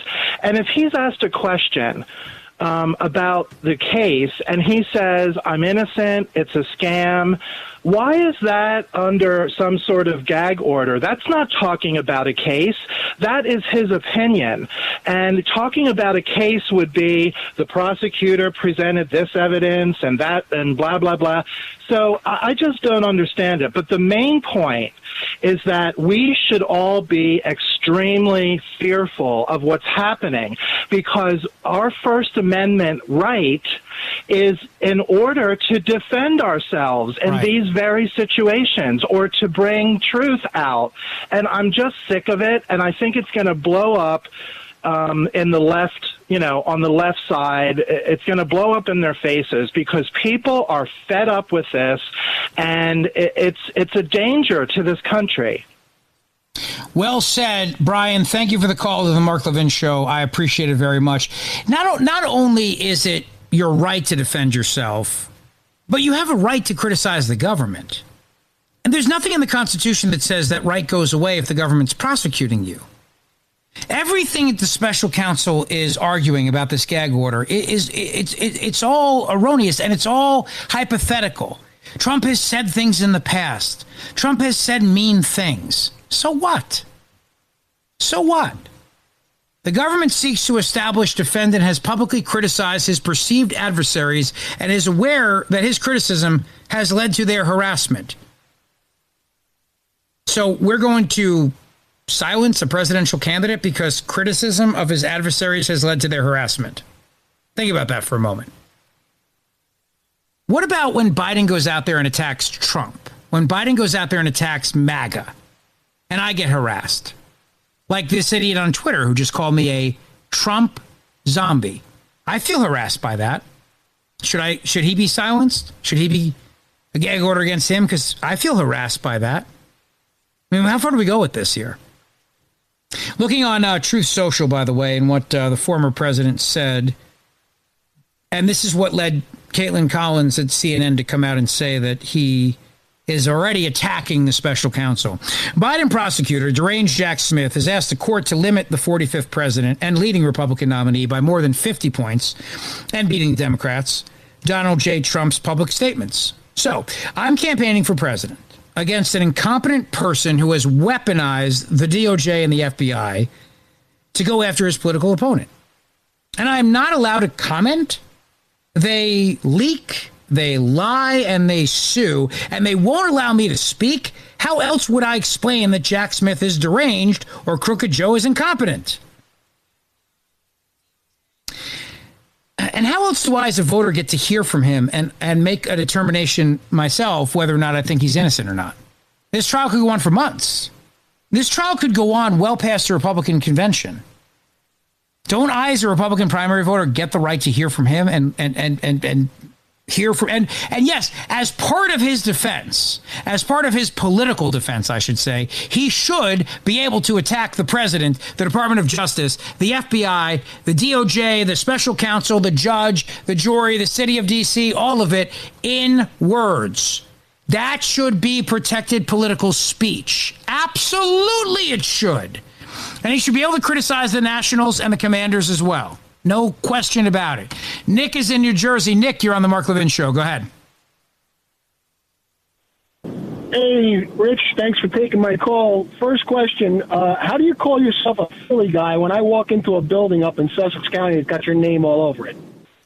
I broadcast out of Philadelphia. I live in New Jersey, and I grew up in New Jersey. Yeah, I know. I'm just teasing. Second question, main one. When is the Republican Party, the National Republican Party, going to grow a set and start fighting back by, we have Republican attorneys general out there. How come they're not going after Democrats? How come nobody has signed any kind of complaints against Biden for his criminal activities in one of these districts that can do it? Why aren't they using the Democrats' playbook against them?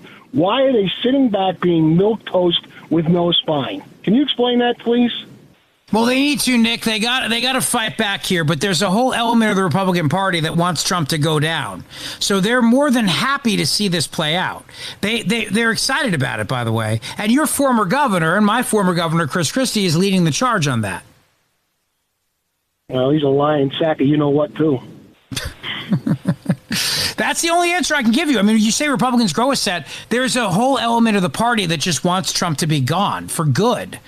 So they're not going to say a word about this. They're not going to criticize the Department of Justice. They're not going to criticize any of these people.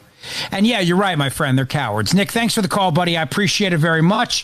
877-381-3811. This is the Mark Levin Show. Your calls, your thoughts. Don't forget the great one is on tonight, 9 p.m. right after this show. Turn on Fox News Channel. He will be sitting down for the hour with Sean Hannity.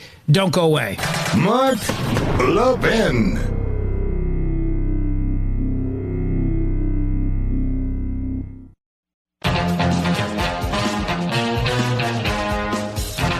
You know, my buddy Nick made a point about North Jersey. I once golfed with Mark Levin years and years ago up in North Jersey, and we had a great time together. It was a lot of fun. But, of course, Mark is a Philly guy. He's a Philadelphia legend, of course. So I know that he was rooting for the Eagles last night. And so was Pennsylvania Senator John Fetterman. No, I don't like to use gender, so I refer to him as John Fetterperson. Here is John Fetterperson last night at a rally before the Eagles game in Philadelphia, saying that the Eagles are going to definitely beat. Well, take a listen. And the Eagles are so much better than the Eagles. Damn right. You are correct, Senator. The Eagles are so much better than the Eagles. Tonight at 9 o'clock, just a few moments from now on the Fox News Channel, the great one will sit down with Sean Hannity. They tape the interview because he's off observing Rosh Hashanah. Great conversation the two of them will have about Mark's book, The Democrat Party Hates America, which you should pre-order now. Right now, so it'll be here Tuesday morning. Tomorrow, 8 p.m., is the Saturday debut of Life, Liberty, and Levin, Saturday night edition. Dr. Thomas Sowell, along with Victor Davis Hanson. Mark will sit down with them for Life, Liberty, and Levin, and then on Sunday, Stephen Miller from America First Legal. It's going to be two great shows this coming weekend. Smart conversation. Dr. Sowell is the reason why I'm a conservative. And he's brilliant. And he doesn't do interviews, though. That's the thing. He does not do interviews. So they reach out to Mark and said, will you interview Dr. Sowell? I think it's fantastic.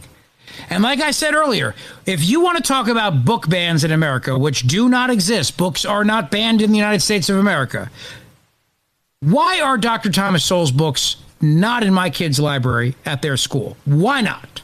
Why is there a book ban against Dr. Sowell and Mark Levin, too? His books aren't in my kids' library. Now, thank God neither are books like Gender Queer or Little Blue Boy or whatever it was that Senator Kennedy read from the other night. But then again, my kids are younger. But in a lot of high schools, those books are there. But not Mark Levin's books. You're not going to find Men in Black there. You're not going to find Dr. Thomas Sowell there. Are those book bans? That's the question. Hey, thanks so much for letting me hang out with you tonight, Mr. Producer. I always appreciate it, my friend. You can follow me on Twitter at Rich Zeoli. You can certainly listen to my afternoon drive show on Talk Radio 1210 WPHT in Philadelphia. Hope you have a wonderful weekend, a blessed weekend as well. And thank you for letting me fill in for the great one, Mark Levin.